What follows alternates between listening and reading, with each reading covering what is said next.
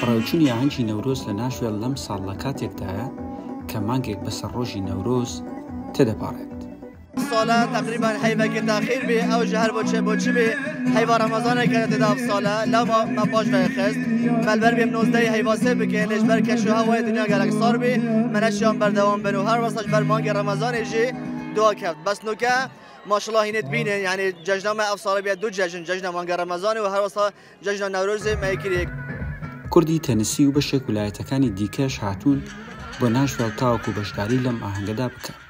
هەرچەندە ئاهەنگی نەورۆز لە ناشوێڵی کوردستانی بچووک مانگێک درەنگتر لە کاتی خۆی کرا ئەم ساڵ، بەڵام خۆشینی جلی کوردی و هێنانی خواردنی کوردەواری و کۆبوونەوەی کورد بەیەکەوە لە شوێنێک وای کرد جارێکی دیکە نەورۆزی نو بکرێتەوە و بە خۆشی و جۆش و خڕۆشەوە یادی نەورۆزی ئەم ساڵ و سەری ساڵی کوردی بکەنەوە. بێجگە لە کورد هاوکات ئەمریکی و خەڵکی ژمارەیەک وڵاتی دیکەش بەشداریان لە ئاهەنگەکەدا کردووە. ئاهەنگی نەورۆزی ناشوێڵیش بۆ کوردی ئەمریکا تایبەتە و هەمیشە خەڵکێکی زۆر بەشداری تێدا دەکەن.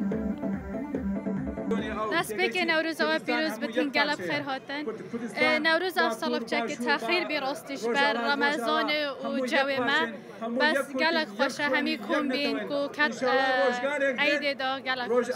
جەژن و نەورۆز پڕ خۆشە ji bo gelê Kurdistanê cejn Newroza me hemû pîroz be kêfa me rûn de Newroza me ye roj roja me ye. Newroz li hemû Kurdistan pîroz bê li ew pîroz bê li her çar parçeyê Kurdistan.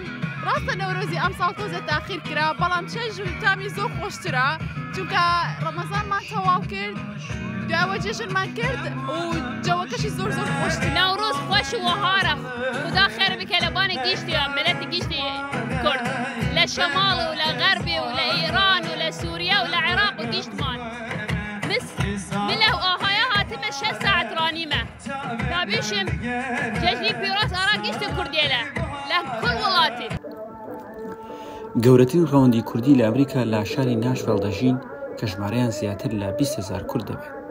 هەر ئەمە شوای کردووە ناشوێڵ بە کوردستانی بچووک بناسرێت. دیار کوردە ڕوودا و ناشوێڵ.